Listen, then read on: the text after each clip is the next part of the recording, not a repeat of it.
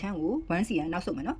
လေပင်ချက်လိုက်မယ်1 cm ချက်ပြီးရင်တို့ဒီ collar လေပင်လေးကိုပြန်ပြီးတော့ဆွဲလိုက်မယ်အနောက်ဘက်ကိုတော့အမတို့ကမချဘူးနော်အနောက်လေပင်ကတော့အောက်ကိုမချဘူးဒီဘေးလေးကိုပဲချက်လိုက်တာပြီးရင်ဒါလေးကိုတိုင်းထားမယ်ဥပမာ xcm လို့အမသတ်မှတ်ထားလိုက်မယ်ပေါ့နော်ဒါကိုတိုင်းလို့ရတဲ့အဖြေတိုင်းမှတ်ထားမယ်ပြီးရင်နောက်ရှေ့ချမ်းကိုလည်းနောက်ချမ်းမှာလို့ပဲအမတို့နောက်ကို1 cm ရွှေ့မယ်သူ့ကိုမှတ်ထားလိုက်မယ်နော်ဒါဘေးဘက်အတွက်အဲ့တော့ရှေ့ဘက်ချမ်းရှေ့ဘက်မှာအမတို့ကကျဲသီးတက်မှာဖြစ်တဲ့အတွက်ကြောင့်မလို့ကျဲသီးစာကိုစဉ်းစားရင်အခုကျဲသီးကြီးတယ်အလုံးကြီးတယ်ဆိုလို့ရှိရင် 2cm လောက်ထိထုတ်မယ် 2.5 လောက်ထိလည်းထုတ်လို့ရတယ်ဒါပေမဲ့ 2.5 ဆိုရင်တော့အရန်ဟိုကုတ်အင်္ဂလိပ်တွေမှာလှမယ်နော်ဒီမှာတော့အမ 2cm လောက်ထုတ်လိုက်မယ်ကျဲသီးအလုံးကြီးတက်မှာဖြစ်လို့တကယ်လို့အလုံးအသေးဆိုလို့ရှိရင်တော့1.5 လောက်ပဲထုတ်မယ်နော်အဲ့ဒါလေးကိုတို့ကတစ်ခါတည်းပတ်တက်မှာထည့်ဆွဲမယ်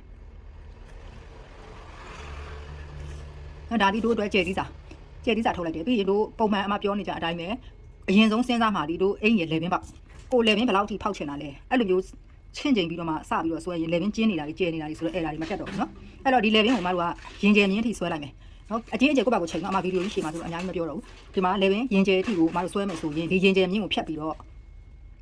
ကော်လာရဲ့ roll line လေးဆွဲပြီးမယ်သူ့က dot လေးနဲ့ပဲဆွဲရတယ်နော်ဒီတိုင်းလေးဆွဲပြီးမယ်အဲ့တော့အမတို့ရဲ့ကော်လာဒီအထိသွားမှာလေပင်ပေါက်တယ်ဒီအထိသွားစရာမလိုဘူးเนาะအဲ့တော့သွားစရာမလိုဘူးဆိုတော့ဒီမှာကသူကကျဲသီးတက်မှာဖြစ်တဲ့အတွက်ကြောင့်မလို့ဒါလေးကိုသူကတန်းလေးဖြတ်လိုက်မယ်ခုလိုတန်းလေးဖြတ်ထားလိုက်မယ်အကောင်လန်ဆွဲတဲ့အချိန်ကျရင်ဒီအထိမဆွဲတော့ဘူးတို့ဒီကနေပြီးတော့ပဲဆွဲမယ်เนาะအဲ့ဒါဆိုလို့ရှိရင်နောက်ဆုံးကြလို့ရှိရင်တော့သဘောပေါက်သွားလိမ့်မယ်ဘာလို့ဒီလိုလုပ်လဲဆိုတာเนาะအခုဒီလိုလေးမှတ်ထားပြီးပြီဆိုလို့ရှိရင်တို့ဒီပခုံးမြင့်ရှိတာဟုတ်လားအဲ့ပခုံးမြင့်ကနေပြီးတော့ဘေးဘက်ကိုမြင်းဖြောင်းလေးတန်းလေးဆွဲထုတ်လိုက်နော်ဒီလိုဆွဲထုတ်ပြီးရင်ဒီမြင်းရဲ့အကျယ်ကတို့နောက်ချမ်းအကျယ်လေပင်အကျယ်အခုနောက်ချမ်းကို xcm ရတယ်ဆိုလို့ရှိရင်သူ့ကိုမတို့ xcm မှတ်မယ်အဲ့ဒီ xcm ကနေပြီးတော့အပေါ်ကိုတောင်းမှန်ကြကလေးတို့အမှတ်ကလေးတစ်ခုဖတ်မှတ်မယ်သူကကြတော့ 5cm ဆိုတော့အမှတ်ကလေးမှတ်မယ်အဲ့ဒါဆိုတို့ point လေးကဒီနေရာမှာရောက်သွားပြီနော်ဒီကနေပြီးတော့တို့နောက်ချမ်းလေပင်အကျယ်အတိုင်းကိုမှတ်တယ်အဲ့ဒီကနေပြီးတော့အပေါ်ကို 5cm တက်တယ်ပြီးရင်သူနဲ့ခုနကလေပင်ဖောက်ထားတဲ့ 1cm point လေးနဲ့ကိုပေကွေးလေးနဲ့အခုလိုလေးဆက်မယ်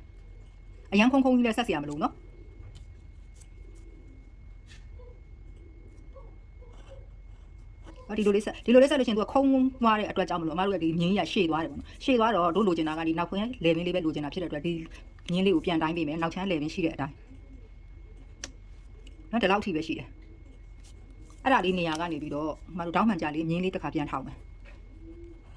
ဒီတောင်းမှန်ရဲ့ဒီမြင်းရဲ့ပမာဏကတော့အမတို့လိုချင်တဲ့ကော်လာပြားအနေအထားအဲ့ဒီကော်လာပြားအနေအထားမှာကိုစိတ်ကြိုက်ချိန်လို့ရတယ်6 9 8 9 10စသဖြင့်ပေါ့နော်အနေအများအကုန်လုံးချိန်ယူသွားလို့ရတယ်သူက6ဆိုပေမဲ့လို့ဥပမာ6cm လို့ယူမယ်ဆိုလို့ရှိရင်6cm လုံးကအကုန်လုံးကော်လာဖြစ်မှာမဟုတ်ဘူးသူကခောက်စရာလေးရတယ်ပါသေးတယ်ခောက်ရလေးရတယ်ပါသေးတဲ့အတွက်ကြောင့်မို့ 6cm ယူမယ်ဆိုလို့ရှိရင် 4cm လောက်ပဲကော်လာပြားအကျန်မယ်နော်ဟိုအဲ့လိုမျိုးကိုကမှန်းလို့ရတယ်အဲ့လိုမျိုးမှန်းလို့ရတာဖြစ်တဲ့အတွက်ကြောင့်မို့ဒီမှာကိုချိန်လို့ရအောင်ဒီဟာကိုပြောပြတာနော်အဲ့တော့6 7 8စသဖြင့်ကိုစိတ်ကြိုက်ယူလို့ရတယ်အခုဒီမှာတော့အမက7လောက်ယူလိုက်မယ်ပေါ့နော် 7cm ယူလိုက်တယ်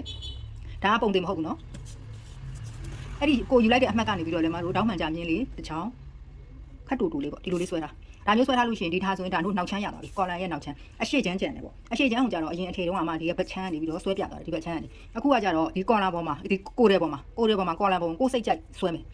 ပြီးတော့မှဒီဘက်ကိုပြန်ကူးယူမယ်အဲ့လိုနည်းနဲ့ဆွဲမယ်နော်အဲ့ဒါကဘယ်ကော်လန်ကိုဖြစ်ဆွဲလို့ရတယ်ဒီအပေါ်ပိုင်းကကြတော့ကော်လန်အရန်မထောင်ကျင်တဲ့ကော်လန်မျိုးမှာဒီအပေါ်ပိုင်းအခုဆွဲပုံသုံးလို့ရတယ်ဒီအောက်ပိုင်းအခုဆွဲပြမယ်ကော်လန်ကကြတော့ဘယ်ကော်လန်ကိုပဲဖြစ်သုံးလို့ရတယ်နော်အဲ့တော့ဒီပုံစံလေးကိုစဆွဲမယ်ဆိုလို့ရှိရင်မတို့ဒီမှာ 7cm လို့ဂုတ်ပြားကိုယူခဲ့တယ်ဆိုလို့ရှိရင်ဒီမှာလည်း 7cm ယူမယ်ဒါကဟိုပုံတင်ညီရမယ်လို့ပြောတာမဟုတ်ဘူးနော်ကိုယူမယ်ဆိုလို့ရှိရင်လည်းကိုစိတ်ကြိုက်ယူလို့ရတယ်ကော်လန်သေးသေးပဲထားခြင်းနဲ့ဆိုလို့ရှိရင်လည်းဒီမှာသေးသေးပဲယူပေါ့ 5cm လောက်ပဲထားခြင်းနဲ့ဆိုလို့ရှိရင်လည်း 5cm လောက်ပဲယူနော်ကိုစိတ်ကြိုက်ကိုယူလို့ရတယ်အခုအမတို့ဒီမှာဂုတ်မှာထားခဲ့တဲ့အနေအထားလေးကိုဒီမှာထားလိုက်မယ်ထားပြီးသွားပြီဆိုလို့ရှိရင်တို့ယူမှာကဒီအထိပဲသွားမှာကော်လန်အရှိကြောက်ကကော်လန်အရှိကြောက်အဲ့ဒီအထိပဲသွားမှာဆိုတော့မြင်းမှိန်လေးနဲ့အမတို့ကပုံစံလေးအရင်ဖော်လိုက်မယ်နော်မြင်းကိုထင်းဆွဲစီရမလို့နော်ဒါမျိုးလေးအရင်ခေါ်လိုက်တယ်ဒါကဘောင်ခတ်လိုက်တဲ့သဘောဒီဘောင်လေးအတွင်းထဲမှာအမတို့လိုချင်တဲ့ကော်လာရဲ့ပုံစံကိုပုံဖော်ယူရမယ်အခုတိုင်းလေးဆွဲမယ်ဆိုလို့ရှိရင်လည်းရတာပဲကော်လာအဝိုင်းလေးထွက်လာမှာပေါ့နော်အချွန်လေးဆွဲမယ်ဆိုလို့ရှိရင်လည်းဒီမှာအချွန်ကိုလိုချင်တဲ့ပုံစံလေးဖော်လို့ရတယ်ပေါ့အခုကကြတော့2ဆင့်ကော်လာ2ဆင့်ပုံစံလေးဖော်မှာဖြစ်တဲ့အတွက်ကြောင့်မလို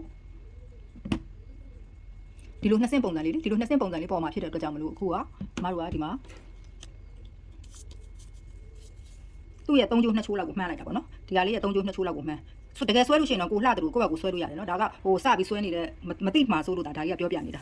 အဲ့ဒါလေးကိုယ့်ဘက်ကိုလှမယ်ထင်တယ်လို့ပုံစံလေးဖော်နော်ဒါမျိုးလေးဆွဲဒါဆိုလို့ရှိရင်တို့လိုချင်တဲ့ပုံစံလေးရပြီဒီမှာဒီဟာလေးနဲ့ရှင်းပြီးတော့ကြည့်ကြည့်လိုက်နော်ကိုလိုချင်တဲ့အနေအထားလေးဖြစ်သွားပြီလားကိုလိုချင်တဲ့အနေအထားလေးဒီမှာစိတ်ကြိုက်ရပြီဆိုလို့ရှိရင်ရပြီပေါ့နော်တကယ်လို့မရသေးဘူးဆိုလို့ရှိရင်ပြန်ဖြတ်ပြီးတော့ပြန်ဆွဲပေါ့နော်ဒါကဘာမှမခဲရင်လေအဲ့တော့ဒါဒီအနေအထားလေးကိုရပြီဆိုလို့ရှိရင်ကိုစိတ်ကြိုက်ဖြစ်ပြီဆိုရင်ခုနကတို့ roll line လေးခောက်ထားတာရှိတယ်အဲ့ဒါလေးကို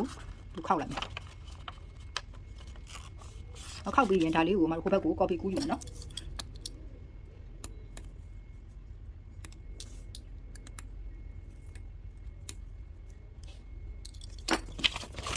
အဲ့တော့ဒီမှာထင်လာတဲ့ဟာလေးကိုဒီဘက်ချမ်းမှာတို့တွေဆွဲလိုက်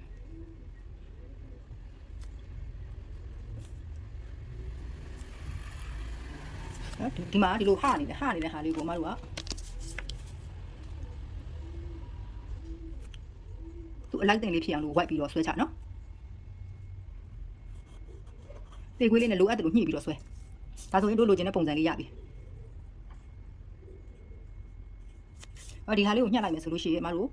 ကိုလိုချင်တဲ့ကော်လန်ပုံစံလေးထွက်လာမယ်ဒီမှာတို့ကရှာလေးကတက်ထုတ်ထားတယ်ညှက်လိုက်လို့ရှိရင်ဒါမျိုးရလာပြီအဲ့တော့တို့ဒီကနေပြီးတော့ခုနဒေါ်တာလိုင်းဆွဲထားတဲ့ဟာလေးကိုခောက်လိုက်မယ်ဒီနေရာလေးမှာဒီလိုလေးညှက်ထားတယ်ဒဲညှက်ထားတယ်နော်ဒဲညှက်ထားတယ်ဒါလေးကိုခောက်လိုက်မယ်ခောက်လိုက်လို့ရှိရင်သူကော်လန်လေးကသူ့ရဲ့မူရင်းလို့ဆွဲထားတဲ့ပုံစံလေးအတိုင်းပြန်ကျသွားလိမ့်မယ်နော်အနောက်ကသူဒီလိုလေးပြန်ပြီးတော့ကိုွေးသွားလိမ့်မယ်အဲ့ဒီမှာဒီနေရာလေးမှာဒီလိုရှာလေးကတန်းလေးထွက်နေမယ်နော်အဲ့ဒါမှတို့ကဟိုဘက်ဒီဘက်လာပြီးတော့ကော်လန်အိမ်ထပ်လိုက်တဲ့အချိန်ကျရင်ဒီနေရာလေးကဟိုတစ်ခုနဲ့တစ်ခုကော်လန်ထပ်နေတဲ့ပုံစံမဖြစ်တော့ဘူးနော်ကော်လန်ထိတ်ကလေးနှစ်ခုကညီနေတဲ့ပုံစံလေးဖြစ်